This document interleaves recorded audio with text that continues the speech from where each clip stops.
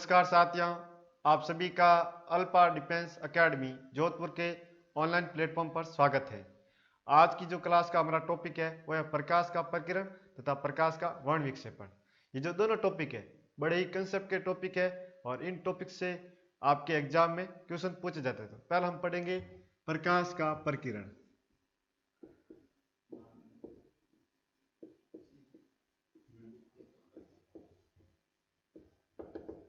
प्रकाश का प्रकीर्ण हम सभी जानते हैं कि जो हमारी पृथ्वी का वायुमंडल है वह अनेक धूलकणों तथा जल वाष्प से मिलकर बना होता है। जैसे हमारी पृथ्वी है और ये पृथ्वी का वायुमंडल है। इस वायुमंडल में खूब सारे क्या धूलकण हैं।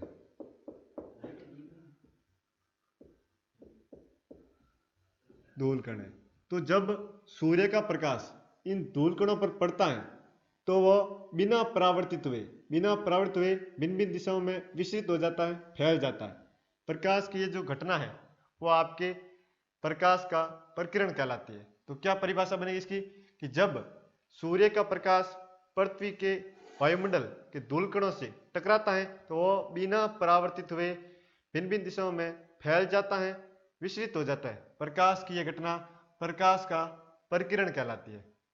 अब एग्जाम में क्वेश्चन पूछा जाता है कि किस रंग का प्रकीर्ण सबसे ज्यादा होगा और किस रंग का प्रकीर्ण सबसे कम होगा।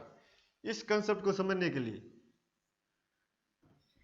हम पढ़ते हैं कि एक रोमन नाम का वैज्ञानिक था, रोमन, जिसने प्रकाश के प्रकीर्ण तथा तरंगदैर्घ्य के मध्य एक संबंध बताया। वो संबंध क्या था कि जो प्रकीर्ण है वो आपके लैम्डा की पावर 4 के व्युत्क्रमानुपाती होता है। इसको हम लैंग्वेज में बोलेंगे तो बोलेंगे कि प्रकाश का प्रकीर्ण तरंगदैर्घ्य की चतुर्घात के व्युत्क्रमानुपाती होता है। व्युत्क्रमानुपाती का मतलब उल्टा रिलेशन। यदि तरंगदैर्घ्य बढ़ता है तो प्रकीर्ण घटेगा और यदि तरंगदैर्घ्य घटता है तो प्रकीर्ण बढ़ेगा। ये बात आपको समझ में आ गई। और हमें क्या पता है कि जो हमारा प्रकाश है वो 7 रंगों से मिलकर बना होता है। विबग्योर, वी मतलब वॉयलेट बैंगनी, आई मतलब इंडिगो आपके जामुनी, बी मतलब ब्लू नीला, जी मतलब ग्रीन आपके हरा, वाई मतलब येलो पीला, ओ मतलब ऑरेंज नारंगी और आर मतलब रेड लाल। हमें पता है कि जो प्रकाश है 7 रंगों से मिलकर बना है, इसका तरंगदैर्घ्य प्रकाश 3900 एंगस्ट्रॉम से लेकर 7800 एंगस्ट्रॉम के बीच होता है। तो हमें तरंगदैर्घ्य का प्रकाश मिल गया तो हम प्रकीर्ण किस रंग का ज्यादा होगा और किस रंग का कम होगा ये निकाल सकते हैं। इसका तरंगदैर्घ्य क्या है, कम है, तो इसका प्रकीर्ण क्या होगा, ज्यादा होगा, क्योंकि उल्टा रिलेशन है। प्रकीर्ण तथा तरंगदैर्घ्य के मध्य जो संबंध है वो उल्टा है। अगर आपके तरंगदैर्घ्य घटेगा तो प्रकीर्ण बढ़ेगा। जिसका तरंगदैर्घ्य सबसे कम है, सबसे कम तरंगदैर्घ्य किसका है, बैंगनी का, तो इसका प्रकीर्ण सबसे ज्यादा होगा। तो हम कहते हैं कि बैंगनी रंग का प्रकीर्ण सबसे ज्यादा होता है। और लाल रंग में हम देखते हैं कि इसका तरंगदैर्घ्य अधिक है, इसका प्रकीर्ण क्या होगा, कम होगा। तो हम कहेंगे कि लाल रंग का प्रकीर्ण सबसे कम होता है। तो यहां पर हमारे 2 क्वेश्चन तैयार हो गए। पहला कि बैंगनी रंग का प्रकीर्ण सबसे अधिक और दूसरा लाल रंग का प्रकीर्ण सबसे कम होता है। ये हमने पढ़ लिया और ये प्रकाश का प्रकीर्ण था। अब हम देखेंगे कि प्रकीर्ण के कौन कौन से उदाहरण हैं जो दैनिक जीवन में उपयोग में लाए जाते हैं। ऐसी कौन सी घटनाएं हैं जो दैनिक जीवन में हो रही है और प्रकाश के प्रकीर्ण का उदाहरण बन रही है, वो समझते हैं। इसके लिए मैं एक बार इसको रब कर रहा हूं।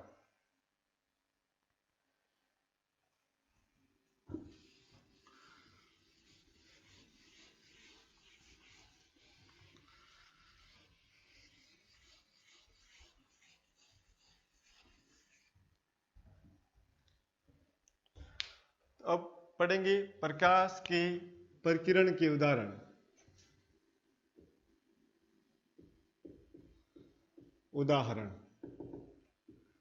पहला उदाहरण है कि आकाश का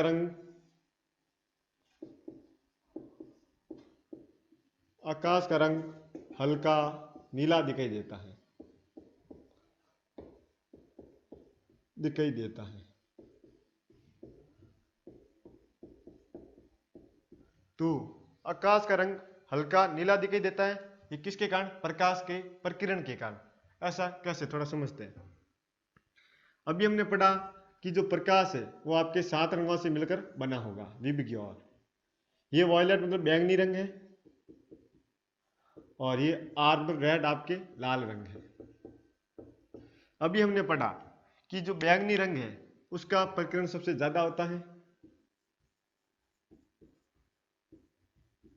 और आपके लाल रंग का प्रकीर्णन सबसे कम होता है। इसका मतलब हम कहेंगे कि यहां से इस तरफ जाने पर प्रकीर्णन घटता है। तो सबसे ज्यादा प्रकीर्णन किसका होगा? सबसे ज्यादा पहले बैंगनी का, फिर उससे कम जामुनी का, फिर उससे कम आपके ब्लू नीला का। तो हम कहते हैं कि जब सूर्य का प्रकाश वायुमंडल के धूल कणों से टकराता है तो सबसे ज्यादा बैंगनी रंग का प्रकीर्णन होता है, उसके बाद जामुनी का, और उसके बाद नीले रंग का। और इन तीनों का जो मिश्रित प्रभाव है, इन तीनों का जो मिश्रित प्रभाव है वो कैसा है? हल्का नीला। मिश्रित प्रभाव कैसा भाई? हल्का नीला। अब आपको बात समझ में आ गई होगी कि जब सूर्य का प्रकाश पृथ्वी के जो वायुमंडल है उसके धूल कणों से टकराता है तो वह क्रमशः बैंगनी, जामुनी और नीले रंग का प्रकीर्णन सबसे ज्यादा करता है, और इन तीनों का जो मिश्रित प्रभाव है वो कैसा होता है? हल्का नीला। इस कारण हमें आकाश हल्का नीला दिखाई देता है। अब इसमें और अच्छे क्वेश्चन बनते हैं कि यदि हम आकाश को अंतरिक्ष या चंद्रमा से देखे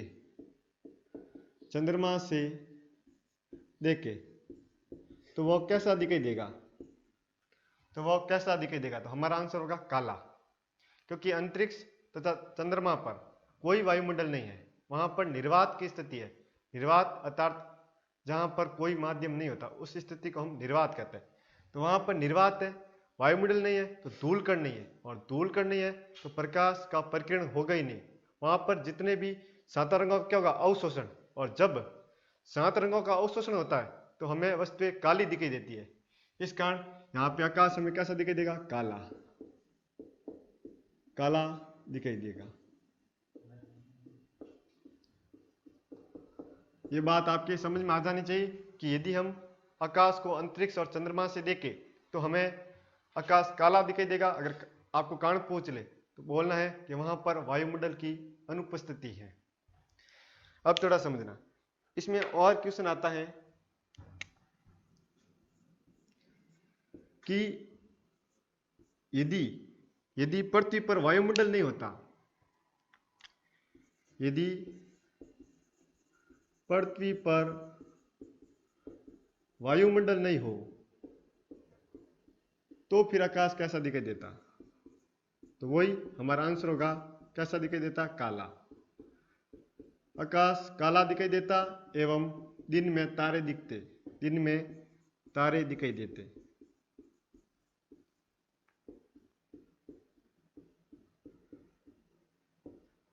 तो ये भी क्वेश्चन पूछा जा सकता है कि यदि पृथ्वी पर वायुमंडल नहीं हो तो फिर हमें आकाश कैसा दिखाई देगा? काला। क्यों? क्योंकि वायुमंडल नहीं होगा तो धूल कण नहीं होगा, और धूल कण नहीं होगा तो प्रकाश का प्रकीर्णन होगा ही नहीं, और प्रकाश का प्रकीर्णन नहीं होगा तो उन 7 रंगों का क्या होगा? अवशोषण होगा। ठीक है, इस कारण वो हमें काला दिखाई देगा, और आपके दिन में क्या दिखाई देंगे? तारे दिखाई देंगे। तो पहला एग्जाम्पल आपने समझ लिया होगा, आकाश का रंग हल्का नीला होता है क्योंकि प्रकाश के प्रकीर्णन का। दूसरा, सूर्योदय और सूर्यास्त के समय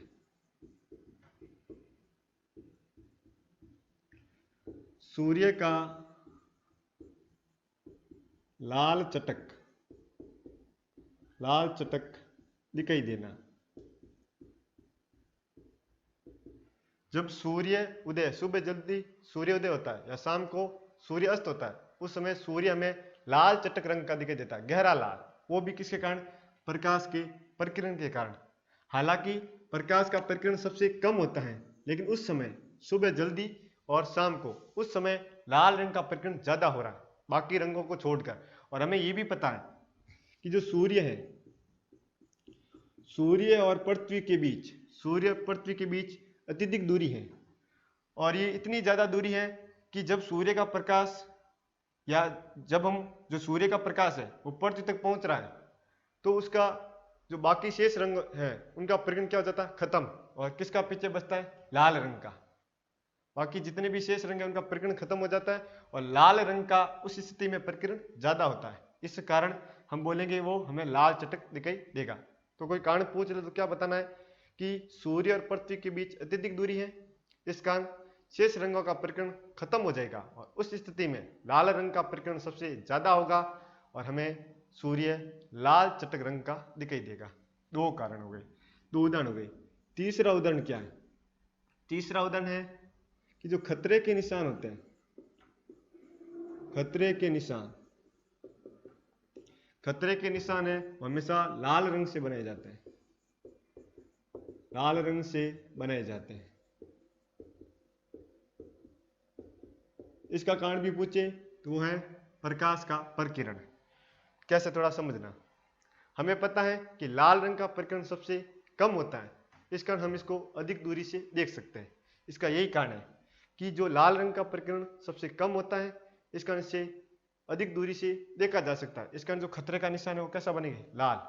कोई व्यक्ति कितना भी दूर है और कहीं पे खतरे का निशान बना हुआ है और अगर वो लाल का है तो उसे दिखाई देगा, क्योंकि लाल रंग का प्रकीर्णन सबसे कम होता है और उसे हम अधिक दूरी से देख सकते हैं। तो ये जो तीनों एग्जाम्पल है वो किसके, आपके प्रकाश के प्रकीर्णन के। कौन कौन से, आकाश का रंग हल्का नीला दिखाई देता है, दूसरा सूर्योदय और सूर्यास्त के समय आपके सूर्य का लाल चटक दिखाई देना, और तीसरा आपके खतरे के निशान हमेशा लाल रंग से बनाए जाते हैं। तो एक बार ये एग्जाम्पल आप नोट कर लीजिए। इसी के साथ हमारा प्रकाश का प्रकीर्णन टॉपिक है वो खत्म हो गया। अब हम आगे बढ़ेंगे और टॉपिक पढ़ेंगे प्रकाश का वर्ण विक्षेपण।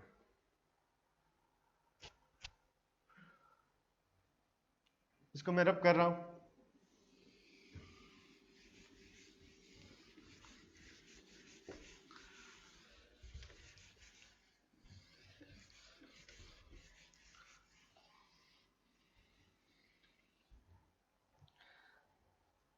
अब हम जो टॉपिक लेंगे होगा आपके प्रकाश का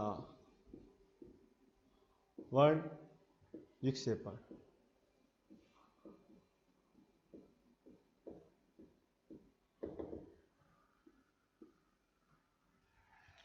प्रकाश का वर्ण विक्षेपण क्या होता है इसको समझते हैं।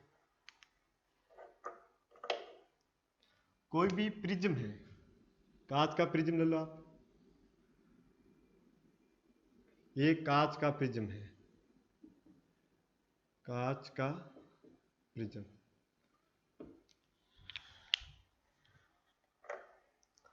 जब सूर्य का प्रकाश इस कांच के प्रिज्म से गुजरता है तो वो 7 भागों में विभक्त हो जाता है।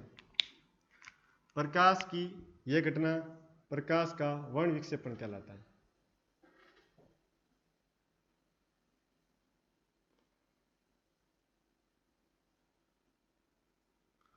अब आपको बात समझ में आ गई होगी कि जब सूर्य का प्रकाश कांच के किसी प्रिज्म से गुजरता है तो वो 7 रंगों में विभक्त हो जाता है। प्रकाश की घटना प्रकाश का वर्ण विक्षेपण कहलाता है। अब थोड़ा समझना, ये तो आपको समझ आ गए कि जो 7 रंग होंगे वो कैसे होंगे, वो होंगे विबग्योर। और हमें यहां पर इसको ऐसे लिखना है, ऐसे विबग्योर हमेशा ऐसे लिखना है, तभी आपको जो प्रकाश के वर्ण विक्षेपण के जितने भी क्वेश्चन बनते हैं उनका सही आंसर मिलेगा। ये आपके हैं वॉयलेट बैंगनी, ये आपके इंडिगो जामुनी, ये आपके ब्लू नीला, जी ग्रीन हरा, आपकी येलो पीला, आपके ऑरेंज नारंगी और आपके रेड लाल। 7 रंग, और इन 7 रंगों के समूह को स्पेक्ट्रम बोला जाता है। ये जो 7 रंग है इन 7 रंगों के समूह को क्या बोला जाता है, स्पेक्ट्रम। ये बात आपके समझ में आ गई। अब थोड़ा समझना क्वेश्चन कैसे बनेगा कि कौन से रंग की किरण अभिलंब से सबसे ज्यादा दूर हट रही है और कौन सी कम हट रही है। थोड़ा समझना इसको, ये क्वेश्चन पूछा जाता है कि कौन सी किरण अभिलंब से, ये अभिलंब इसका, कौन सी किरण आपके अभिलंब से सबसे कम दूर हट रही है और सबसे ज्यादा हट रही है। तो ये देखना, सबसे ज्यादा कौन हट रही है, बैंगनी वाली, और सबसे कम कौन सी, लाल। इसी क्वेश्चन को और अलग तरीके से पूछा जा सकता है।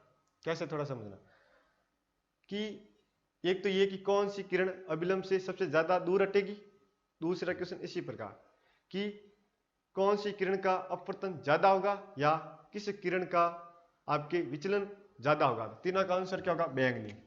तीनों स्थिति में जो आपका आंसर होगा वो क्या होगा, बैंगनी। तो बैंगनी रंग की जो किरण है ये अभिलंब से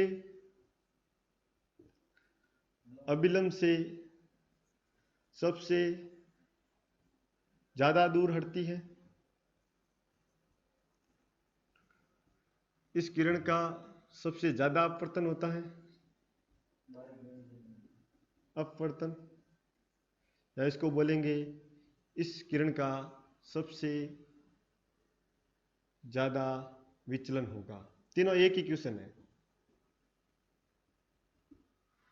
क्या क्या क्वेश्चन है कि कौन से रंग की किरण अभिलंब से सबसे ज्यादा दूर हटेगी। ऐसा पूछिए कि कौन से किरण का अपवर्तन आपके सबसे ज्यादा होगा या कौन से रंग की किरण का सबसे ज्यादा विचलन होगा। तीनों का उत्तर क्या होगा, बैंगनी। आप खुद देख लो, इसका अपवर्तन सबसे ज्यादा हो रहा है, इसी कारण मैंने कहा इसको ऐसे लिखना है। अगर आपने ऐसे लिखा विज्ञान तो फिर आपका आंसर गलत हो जाएगा, हमेशा ऐसे लिखना है। तो पहला मिल गया। और सबसे कम किसका होगा, अभिलंब। तो सबसे कम अभिलंब से कौन हटेगी, लाल। तो ये जो लाल रंग की किरण है वो आपके अभिलंब से सबसे कम दूर हटेगी और आपके सबसे कम अपवर्तन होगा और आपके इसका सबसे कम विचलन होगा, सबसे कम विचलन।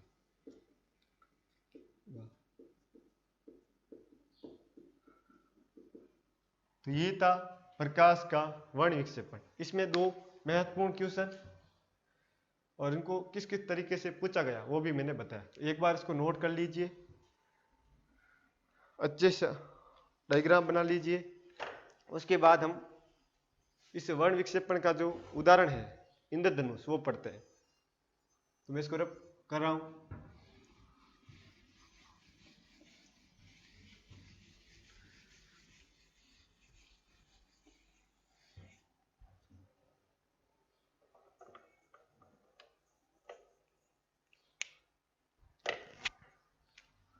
अब हम पढ़ेंगे इंद्रधनुष।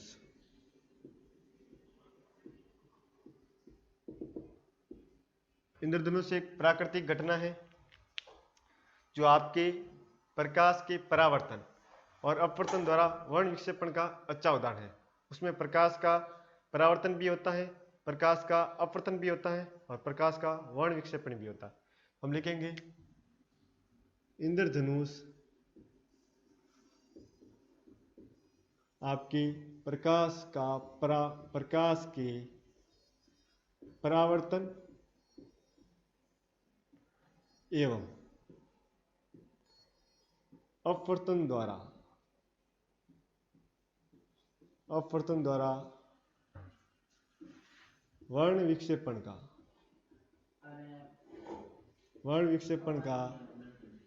अच्छा उदाहरण है।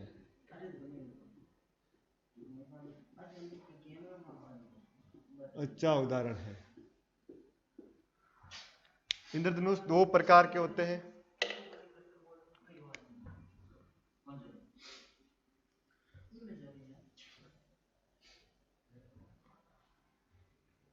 पहला है प्राथमिक इंद्रधनुष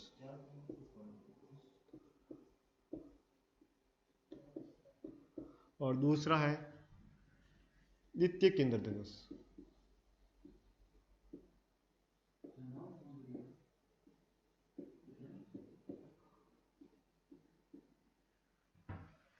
तो थोड़ा समझना, हमें पता है इंद्रधनुष कैसे बनता है। बारिश के तुरंत बाद जब वायुमंडल में पानी की छोटी छोटी बूंदें इकट्ठी हो जाती है तो उन बूंदों पर सूर्य का प्रकाश गिरता है और वहां पर प्रकाश का परावर्तन अपवर्तन दोनों घटनाएं होती है। उसके बाद क्या होता है, वर्ण विक्षेपण, और हमें वो प्रकाश है वो 7 रंगों में बटा हुआ दिखाई देता है, उसको हम कहते हैं इंद्रधनुष। तो इंद्रधनुष 2 प्रकार का होता है, थोड़ा समझते हैं कैसे। जैसे ये पानी की बूंद है और इस पानी की बूंद पर सूर्य का प्रकाश आपतित हो रहा है। हमें पता है बाहर हवा है और अंदर क्या है, पानी। माध्यम बदलेगा तो प्रकाश के अपवर्तन की घटना होगी और ये किरण अपने पथ से विचलित हो जाएगी। पानी यहां लिख देता हूं, छोटा सा लिख देता हूं पानी, और ये किरण अपने पथ से विचलित हो जाएगी। तो यहां पर एक बार क्या हो रहा है, अपवर्तन, यहां पे अपवर्तन हो रहा है। अब थोड़ा समझना, अब ये किरण पानी से वापस हवा में जा रही है, पानी से वापस किस में जा रही है, हवा में, और पानी यहाँ सघन माध्यम का काम करेगा और यहाँ पे विरल हवा है, विरल माध्यम का काम करेगा। तो जो प्रकाश की किरण है सघन से विरल माध्यम में जा रही है, एक तो क्या है सघन से विरल में, सघन से किस में जा रही है भाई, विरल माध्यम में। दूसरी, यहाँ पर जो आपतन कोण का मान है वो आपके इस पानी के क्रांतिक कोण से क्या है, ज्यादा है। इस कारण ये प्रकाश की किरण हवा में नहीं जा पाएगी और यहाँ पे प्रकाश के पूर्ण आंतरिक परावर्तन की घटना होगी। उसकी 2 शर्तें हैं, पहली प्रकाश किरण सघन माध्यम से विरल माध्यम में जानी चाहिए, और दूसरा आपतन कोण का मान क्रांतिक कोण से ज्यादा होना चाहिए। तो पहला ये रहा, सघन से विरल में जा रहा, बिल्कुल शर्त पूरी हो रही है, और दूसरा यहाँ पर आपतन कोण का मान है वो क्रांतिक कोण से ज्यादा है। इस कारण ये किरण बाहर नहीं निकलेगी और यहाँ पर क्या होगा, प्रकाश का परावर्तन पुनः उसी माध्यम में लौट जाएगी। तो यहाँ पर एक बार क्या हो रहा है, यहाँ पर एक बार हो रहा है परावर्तन। अब थोड़ा समझना, ये किरण जब बाहर आएगी तो यहाँ पर एक बार क्या होगा, वापिस पानी से हवा में आ रही है, माध्यम बदल रहा है और माध्यम बदलने के कारण यहाँ पर अपवर्तन की घटना होगी। अपवर्तन की घटना तो होगी, लेकिन जब प्रकाश बाहर निकलेगा वो 7 रंगों में बढ़ जाएगा।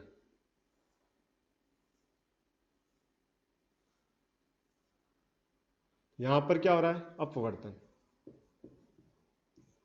कितनी बार, एक बार यहां पे हो गया, ये दूसरी बार अपवर्तन हो रहा है, और ये क्या हो रहा है, वर्ण विक्षेपण, 7 रंगों में प्रकाश बढ़ रहा। अभी हमने पढ़ा कि इंद्रधनुष प्रकाश के परावर्तन तथा अपवर्तन द्वारा वर्ण विक्षेपण का अच्छा उदाहरण है। अब थोड़ा समझते हैं, यहाँ पर अपवर्तन कितना बार हुआ और परावर्तन कितनी बार हुआ। परावर्तन हुआ 1 बार और अपवर्तन 1 2 बार हुआ। तो वह इंद्रधनुष जिसमें 1 बार परावर्तन तथा 2 बार अपवर्तन होता है वह आपके प्राथमिक इंद्रधनुष कहलाता है। ये बात आपकी समझ में आ गई। और आगे थोड़ा क्या समझना है, किस प्राथमिक इंद्रधनुष में लाल रंग बाहर की ओर रहता है और अंदर की ओर बैंगनी रंग रहता है। ये भी ध्यान रखना कि प्राथमिक इंद्रधनुष में लाल रंग बाहर की ओर और बैंगनी रंग अंदर की ओर रहता है।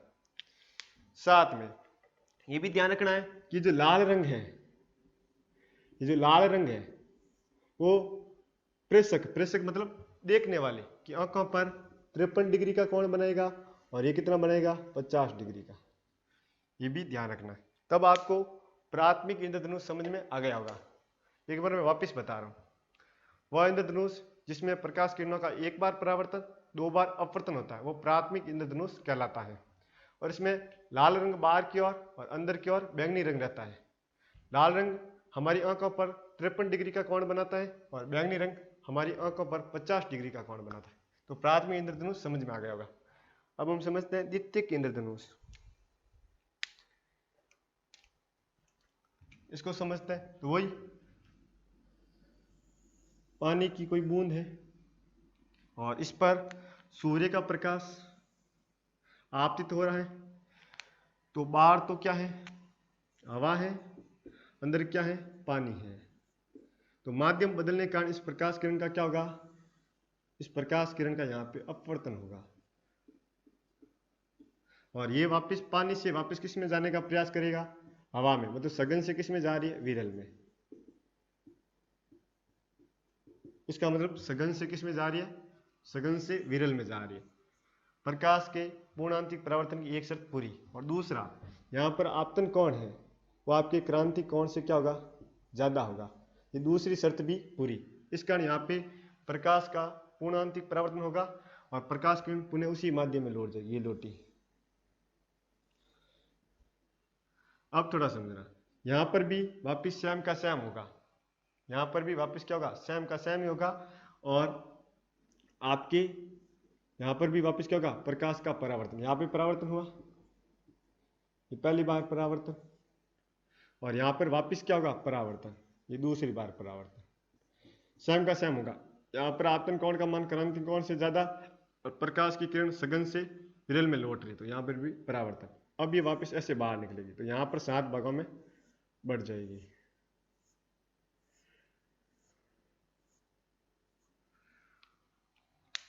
सात भागों में बढ़ जाएगी, प्रकाश किरण है वो आपकी 7 भागों में बढ़ जाएगी। तो यहाँ पर क्या हो रहा है, यहाँ पर अपवर्तन हो रहा है दूसरी बार।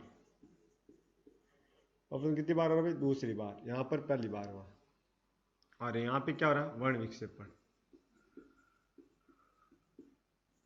अब आपको बात समझ आ जाएगी कि द्वितीयक इंद्रधनुष में प्रकाश किरणों का 2 बार परावर्तन तथा 2 बार अपवर्तन होता है। इस प्रकार के इंद्रधनुष को हम क्या कहते हैं, द्वितीयक इंद्रधनुष। और इसमें बाहर की ओर बैंगनी रंग रहेगा। बाहर की ओर कौन रहेगा भाई, बाहर की ओर बैंगनी रंग रहेगा और अंदर की ओर लाल रंग।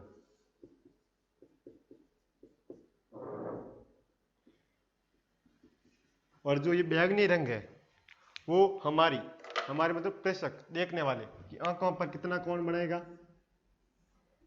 वो 42 डिग्री का कोण बनेगा। और ये कितना बनेगा, 40 डिग्री का। जो लाल रंग है प्रेक्षक की आंखों पर 40 डिग्री का, और बैंगनी रंग आपके 42 डिग्री का कोण बनाता है।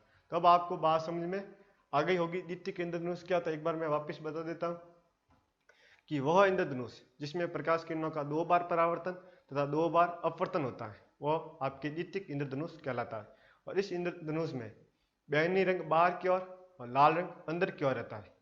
बैंगनी रंग हमारी आंखों पर 42 डिग्री का तथा आपके लाल रंग हमारी आंखों पर 40 डिग्री का कोण बनाएगा। ये द्वितीयक इंद्रधनुष कहलाता है। अब दोनों में डिफरेंस क्या है, दोनों में डिफरेंस है कि जो आपकी द्वितीयक इंद्रधनुष है वो प्राथमिक इंद्रधनुष की तुलना में धुंधला दिखाई देता है। द्वितीयक इंद्रधनुष है वो प्राथमिक इंद्रधनुष की तुलना में धुंधला दिखाई देता है। ये तो समझ में आ गया। कभी कभार ये पूछते हैं कि इंद्रधनुष का मध्य रंग कौन सा होता है। आप सभी को पता है ये जो प्रकाश है वो विभ की ओर, तो यहां से 3 यहां से 3, बीच में कौन आया भाई, ग्रीन, हरा। तो आपके इंद्रधनुष का मध्य रंग कौन सा होगा, हरा होगा इंद्रधनुष का। ठीक है। अगर आपको ये कभी कभार ये पूछे कि जो 7 रंगों का मध्य रंग कौन सा है, तो फिर हरा उत्तर नहीं करना, तो फिर आपको करना पीला। क्वेश्चन अलग तरीके से आता है। क्वेश्चन ये पूछे कि इंद्रधनुष का मध्य रंग कौन सा है, हरा। ये क्वेश्चन पूछे कि जो 7 रंग होते हैं उनका मध्य रंग कौन सा है, तो आपके पीला। ये पीला किस आधार पर आया कि इन सबकी जो तरंगदैर्ध्य है उन तरंगदैर्ध्य का औसत निकला गया, तो औसत है वो पीले के बराबर आया, इस कारण वो पीला मध्य रंग बना। ये बात आपको ध्यान रखनी। अब थोड़ा कभी और क्वेश्चन पूछते हैं कि इंद्रधनुष देखने के लिए जो शर्तें कौन कौन सी, 2 शर्तें हैं। 2 शर्तें कौन कौन सी, एक तो ये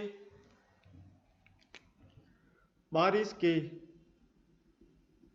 तुरंत बाद दिखाई देता है, क्योंकि बारिश के बाद ही वायुमंडल में जल की छोटी छोटी बूंदें इकट्ठी होगी बारिश के तुरंत बाद। और दूसरी कि सूर्य हमारी पीठ के पीछे होना चाहिए, हमारी पीठ के पीछे होना चाहिए, तभी इंद्रधनुष दिखेगा। सूर्य हमारी पीठ के पीछे होना चाहिए तभी इंद्रधनुष दिखेगा। 2 शर्तें पूरी हो गई। एक तो बारिश के तुरंत बाद दिखाई देता है और दूसरा सूर्य हमारी पीठ के पीछे दिखाई देता है। अब एक और क्वेश्चन पूछा जाता है इसमें से कि इंद्रधनुष हमें कब दिखाई नहीं देगा, तो दिन के 12 बजे इंद्रधनुष दिखाई नहीं देगा, क्योंकि जो सूर्य का प्रकाश है वो बिल्कुल आपके सिर पर आपतित हो रहा है। तो ये पीठ के पीछे थोड़ी हो रहा है, ये आपके सिर के ऊपर आपतित हो रहा है। तो हमें ये याद रखना है कि दिन के 12 बजे, दिन के 12 बजे आपके इंद्रधनुष दिखाई नहीं देगा, क्योंकि सूर्य ठीक हमारे सर के ऊपर होता है। ये बात आपके समझ में आ गई। तो आज हमने पढ़ा इंद्रधनुष, जो आपके प्रकाश के परावर्तन अपवर्तन द्वारा वर्ण विक्षेपण का अच्छा उदाहरण है। तो ये आप इसको एक बार नोट कर लीजिए, स्क्रीनशॉट ले लें। और आज की क्लास में इतना ही। जय हिंद, जय भारत।